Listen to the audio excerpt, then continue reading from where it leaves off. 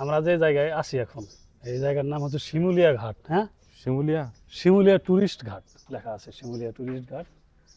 এই জায়গায় আমরা আমাদের ঢাকা শহর থেকে প্রত্যেক দিনই, প্রত্যেক শুক্রবারে যদি কোথাও নতুন কোনো জায়গা আমাদের না থাকে চুজ করা, তাহলে এই জায়গায় আমরা বারবার কেন আসি? এর এর এর কারণ কি? এর কারণ তো অনেকবার আমরা আলোচনা করছি, আমরা রিয়েলাইজেশন করেছি। এর কারণ হচ্ছে কি, এই যে হচ্ছে শীতলক্ষ্যা নদী,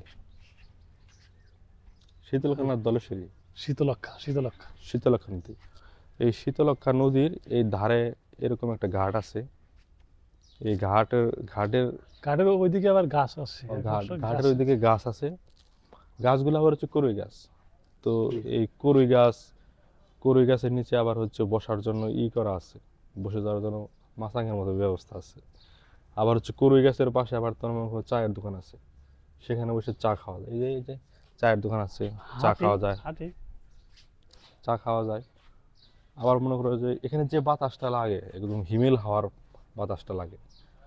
আবার হচ্ছে পাখির যে কুহু কুহু ডাক, এই ডাক কোকিলের ডাক, বিভিন্ন ধরনের পাখির এখানে কুহু কুহু ডাক আছে। তো সবকিছু মিলিয়ে তুমি যদি একটু চোখ বন্ধ করে ভিজুয়ালাইজেশন করো, এটা জসীমউদ্দিনের পূর্ণাঙ্গ কবিতার তুমি রিয়েলিস্টিক একটা স্থাপনা এখানে পাবা। এইখানে কিন্তু সবই আছে, নদী আছে, ও আবার জাহাজ আছে, জাহাজ নদীতে যায়, জাহাজ আছে বলছে, এই নদীতে জাহাজ যাতায়াত করে, লঞ্চ আছে, জাহাজের শব্দ বয়ে যাচ্ছে বাতাসে। আবার জাহাজ নদীর বুক চিরে ছুটছে। আবার আমরা বসে আছি নদীর ধারে, চাও খাচ্ছি, কোকিলের কুহু ডাক শোনা যাচ্ছে। সবকিছু মিলিয়ে কিন্তু টং দোকান, টিনের দোকান, ছোট ছোট দোকানগুলো টঙের। সবকিছু মিলিয়ে তুমি বাংলা সাহিত্যের এক, মনে করো যে কবি এবং কবিরা, বিশেষ করে কবিরা যে ধরনের ইমাজিনেশন, মনস্তাত্ত্বিক ইমাজিনেশন করে কবিতা লিখছে, সেই রকম পুরা ভিউ এখানে আছে। প্রকৃতি বিষয়ক যে রিসার্চ গুলো আছে, প্রকৃতি বিষয়ক এই একটা কারণে হচ্ছে আমরা এখানে আসি।